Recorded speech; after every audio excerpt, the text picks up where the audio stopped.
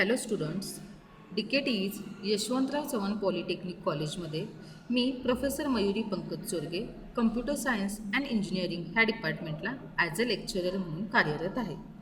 तर आज आपण ICTच्या वर्ड प्रोसेसिंग ह्या सेकंड युनिटचं थर्ड लेक्चर स्टार्ट करणार आहोत. त्यासाठी मी काय करते, आपण जे डॉक्युमेंट तयार करून ठेवलेलं होतं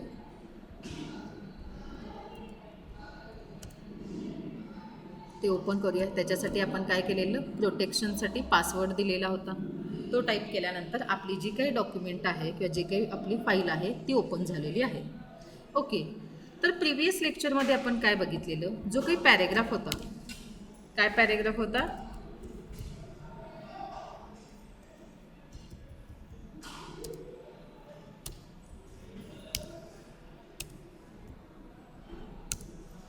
जो काही पॅरेग्राफ होता तो जस्टिफाय कसा करायचा बघितलेला. लेफ्ट साईडला कसा अलाइन करायचा, राईट साईडला कसा अलाइन करायचा किंवा सेंटरला कसा अलाइन करायचा ह्याबद्दल आपण बघितलेलं होतं. तर सगळ्यात आधी आपण काय करूया, पुन्हा एकदा हा जो काही पॅरेग्राफ असणार आहे तो जस्टिफाय करूया. मग जस्टिफाय करायचं म्हणजे काय, त्या पॅरेग्राफला सिलेक्ट करायचा. त्याच्यानंतर इथं जो ऑप्शन आहे जस्टिफायचा, Ctrl+J, त्याच्यावर क्लिक करायचं. म्हणजे काय होईल, हा जो काही पॅरेग्राफ असणार आहे तो जस्टिफाय होईल. म्हणजे एका लाईनमध्ये काय येतील, सगळ्या लाईन्स येतील त्या पॅरेग्राफमध्ये. ओके, इथपर्यंत आपण ऑलरेडी प्रिव्हियस लेक्चरमध्ये बघितलेलं आहे. तर आता हा जो काही पॅरेग्राफ असणार आहे त्या पॅरेग्राफला आपण बुलेट द्यायचे. आता बुलेट द्यायचे म्हणजे नेमकं काय, तर आता इथं सिम्बॉल्स आहे बघा, त्याच्यावर मी सिलेक्ट करते. तर हे व्हेरियस टाईप्सचे बुलेट आहेत, बुलेट लायब्ररी. मग त्याला कुठला सिम्बॉल द्यायचा असेल तो आपण इथं सिलेक्ट करायचा. सपोज ह्या कंप्लीट पॅरेग्राफमध्ये मी काय करणार आहे, बुलेट देणार आहे. त्यासाठी मी काय करते, कंप्लीट पॅरेग्राफ सिलेक्ट करते. त्याच्यानंतर बुलेटसाठी एक लिस्ट दिलेली आहे, बुलेटच्या अंडर काय दिलेले आहे, डिफरंट टाईप्सचे बुलेट दिलेले आहे. त्यातील मी काय करते, सपोज फर्स्ट नंबरचा घेतला तर असं दिसेल, सेकंड घेतला तर असं दिसेल. मग तुमच्या चॉईसनुसार तुम्ही काय करू शकता, एखादा बुलेट सिलेक्ट करू शकता. ओके, आता सपोज मी इथं हा सिलेक्ट केला बुलेट, तर काय होतं, तो प्रत्येक पॅरेग्राफमध्ये ज्या लाईनला आपल्याला द्यायचं असेल त्या लाईनला आपण बुलेट देऊ शकतो. किंवा सपोज जर तुम्हाला इथं नंबरिंग करायचं असेल तर काय करू शकता तुम्ही, हा जो काही पॅरेग्राफ आहे तो सिलेक्ट करून इथं नंबरिंगची जी काही लिस्ट दिलेली आहे मग तुम्ही ह्या फॉर्मॅटमध्ये देऊ शकता. ओके, इथं चॉईस तुम्हाला दिलेली आहे. किंवा तुम्ही स्मॉल ABC, कॅपिटल ABC, रोमनमध्ये घेऊ शकता. ओके, त्यामधलं कोणतंही एक तुम्ही सिलेक्ट करू शकता. सपोज मी ABC केलं. म्हणजे जर आपल्याला नंबरिंग करायचं असेल तर तुम्ही काय करू शकता, हा ऑप्शन सिलेक्ट करू शकता. त्या नंबरिंगमध्ये काय आहे, व्हेरियस फॉर्मॅट दिलेले आहे, लक्षात येते. किंवा बुलेट सिलेक्ट करू शकता. त्याच्यामध्ये सपोज मी आता हा केला तरी चालेल. पॅरेग्राफ सिलेक्ट करून काय करते, मी सगळ्याला एकच बुलेट देते. लक्ष द्या इकडे. ओके, आता मी काय केलेलं आहे, हा बुलेट सगळ्यांना दिलेला आहे. लक्षात येते का. म्हणजे पॅरेग्राफमध्ये जर नंबरिंग करायचं असेल तर काय करायचं, बुलेट द्यायचे असतील तर काय करायचं. ओके, आता हे जे काही पॅरेग्राफ आहे त्याच्यामध्ये जे काही लाईन स्पेसिंग असणार आहे ते सेम होण्यासाठी काय करायचं, तो टोटल पॅरेग्राफ सिलेक्ट करायचा. नेक्स्ट इथं ऑप्शन आहे का, तिथं काय करायचं आहे, ते लाईन आणि पॅरेग्राफमध्ये स्पेस आपण सिलेक्ट करायचं आहे. त्याच्यावर मी सिलेक्ट करते. मग सिलेक्ट केल्यानंतर दोन लाईनमध्ये किती अंतर पाहिजे तुम्हाला ते तुम्ही चॉईस करायचं. एक दिलं अंतर तर काय होतं, ॲज इट इज राहतं. सपोज आता मी दोन लाईनमध्ये 2 युनिट अंतर दिलेलं आहे तर कसं दिसणार आहे तुम्हाला, लक्षात येते का. स्क्रीनकडे लक्ष द्या. सपोज ते लाईन स्पेसिंग जर मी 3 केलं, सपोज ते मी लाईन स्पेसिंग 3 केलं तर काय होणार, लांब लांब जाणार ते सेंटेन्सेस. 2.5 म्हणजे आपल्याला कम्फर्टेबल वाटेल. आता मी काय करते, इथं 2.0 सिलेक्ट करते. सॉरी, तर आपल्याला हा पॅरेग्राफ असा डिस्प्ले होईल. लक्षात येते का. नेक्स्ट इथं आहे बघा, जर हा पॅरेग्राफ आपल्याला मार्जिनच्या राईट साईडला जर मूव्ह करायचं असेल, मार्जिनच्या राईट साईडला मूव्ह करायचं असेल तर काय करायचं, त्याच्यावर सिलेक्ट करायचं. जातोय का त्या साईडला, राईट साईडला. सपोज हाच पॅरेग्राफ जर आपल्याला मार्जिनच्या लेफ्ट साईडला नियर अबाउट जवळ न्यायचं असेल तर काय करायचं, ह्या साईडचा ऑप्शन आपण सिलेक्ट करायचा. म्हणजे तो मार्जिनच्या लेफ्ट साईडला जाईल. लक्षात येतंय का. म्हणजेच कोणती कमांड कधी यूज करायची हे लक्षात येण्यासाठी मी तुम्हाला पुन्हा पुन्हा एक्सप्लेन करत आहे. आता नेक्स्ट, जर सपोज आता तुम्हाला ह्याला कलर करायचं असेल, कलरिंग करायचं असेल तर काय करायचं, सिलेक्ट करून तुम्हाला जो काही कलर द्यायचा असेल, आता सपोज इथं आपण घेऊया होल अँड सोल कलर घ्यायचा असेल, पूर्ण बॅकग्राऊंडसाठीचा तो जर कलर घ्यायचा असेल, सपोज आता मी इथं रेड घेतला, ओके, जास्तच डार्क वाटतोय का, ओके, मग मी काय करते इथं हा कलर ब्ल्यू कलर घेते, dark blue colour, okay, select करते. तर काय होईल, तुमचं पेज असं दिसेल. लक्षात येतंय का? सपोज आता मला ह्या पूर्ण पेजला कलर करायचं नाहीये, पण फक्त वर्डला कलेक्ट करायचं, जे काही शब्द लिहिलेले आहेत ना, टाईप केलेले, त्याला कलरिंग करायचं आहे. तर त्यावेळी काय करायचं आहे अशा केसमध्ये, तर इथं जायचं आहे, इथं कलरिंग दिलेलं आहे का, आता त्याच्यामध्ये तुम्हाला कोणता कलर पाहिजे तो सिलेक्ट करायचा. आता सपोज इथं मी ब्ल्यू कलर सिलेक्ट केला, तर इथं जे काही सेंटेन्सेस आहेत ते फक्त काय होतात, इथं कलर्ड होतात. म्हणजे जी काही आपण वाक्य टाईप केलेली आहेत ती जर सिलेक्ट करायची असतील तर काय करायचं आहे, फॉन्टमध्ये जाऊन जी काही फॉन्ट कलर ही कमांड आहे ती यूज करायची आहे. आणि सपोज त्या कंप्लीट पेजला जर कलरिंग करायचं असेल, ओके, जे काही कंप्लीट पॅरेग्राफ असणार आहे आपला, त्या पॅरेग्राफमध्ये जर सगळ्याला कलरिंग करायचं असेल त्या सगळ्या एरियाला, तर तशावेळी काय करायचं, तो पॅरेग्राफ सिलेक्ट करायचा. त्याच्यानंतर काय करायचं, जो काही शेडिंगचं सिम्बॉल आहे तिथं जायचं आणि तुम्हाला जी काही शेड लागणार आहे ती द्यायची. आता इथं मी काय करते, दुसरा कलर देते, म्हणजे उठावदार दिसेल तुम्हाला, ओके, येलो कलर देते. तर काय होतं, शेडिंग दिलेलं आहे ह्या पेजला. लक्षात येते का? सपोज आता जर तुम्हाला इथं बॉर्डर करायची असेल तर काय करायचं, तर मी काय करते, इथं बॉर्डरचा ऑप्शन आहे का, जर फक्त टॉपला बॉर्डर करायची असेल तर टॉप बॉर्डर म्हणून सिलेक्ट करायचं. झाली का इथं बॉर्डर तयार? स्क्रीनकडे लक्ष द्या, मी कर्सर कुठं फिरवते बघा, इथं झाली का ब्लॅक कलरची बॉर्डर तयार. सपोज जर मला फक्त बॉटमला द्यायचं असेल तर मी बॉटमला देऊ शकते. लक्षात येते? आणि जर मला सगळीकडे चारही बाजूला जर बॉर्डर करायचं असेल तर काय करणार, तो एरिया जो काही आपल्याला पाहिजे आहे बॉर्डर करून तो सिलेक्ट करणार आणि त्याच्यानंतर काय करणार, मी इथं ऑप्शन आहे का ऑल बॉर्डर म्हणून, त्या सगळ्या बॉर्डर करणार. म्हणजे इथं झालं का चारही बाजूला बॉर्डर तयार झालेली आहे. ओके, म्हणजे जर बॉर्डर करायचं असेल तर काय येणार, ही कमांड यूज करावी लागणार आपल्याला पॅरेग्राफमधली. नेक्स्ट, तो एरिया जर शेडिंग करायचं असेल तर ही कमांड यूज करावी लागणार. मी कर्सर जिथं मूव्ह करते तिथं लक्ष द्या. नेक्स्ट, हा जो काही पॅरेग्राफ आहे तो जस्टिफाय केला. नेक्स्ट, जर तो लेफ्ट साईडला घ्यायचा असेल तर काय करायचं, जर सेंटरला ठेवायचं असेल तर काय करायचं, हे आपण बघितलेलं आहे. बघा मी पुन्हा एकदा रिपीट करते कारण तुमच्या लक्षात राहावं, हे सगळे बेसिक कन्सेप्ट आहेत.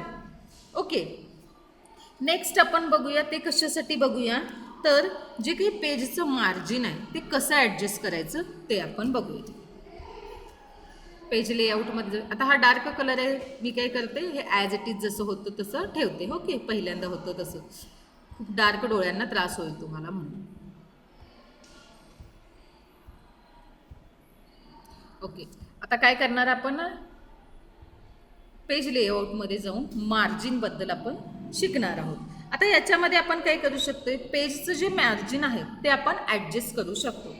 काय करायचं आहे, आता हा जो काही आपल्याला दिसतंय, ही स्क्रीनवर जे काही आपल्याला टेक्स्ट दिसत आहे, जे काही पॅरेग्राफ दिसत आहे, त्याचं जर आपल्याला मार्जिन चेंज करायचं असेल, आता हे जे आहे आपलं ते नॉर्मल मार्जिन आहे. ओके, सपोज आता आपल्याला चेंज करायचं असेल, नॅरो करायचं असेल तर नॅरोवर जाऊन सिलेक्ट करायचं, तर असं दिसेल आपल्याला. सपोज जर आपल्याला काय करायचं असेल, मॉडरेट करायचं असेल तर त्याच्यावर सिलेक्ट केल्यानंतर असं दिसेल आपल्याला.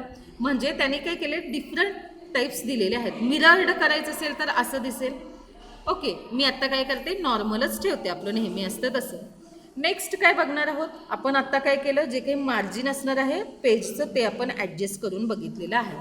नेक्स्ट आहे ते आहे पेज ओरिएंटेशन. म्हणजे आपण म्हणतो त्याचं, जेव्हा आपण एखादी प्रिंट काढत असतो त्यावेळी म्हणतो ना, त्या सरांना आपण त्या दुकानात गेलो, सर आम्हाला आडवी प्रिंट काढून द्या किंवा उभी प्रिंट काढून द्या.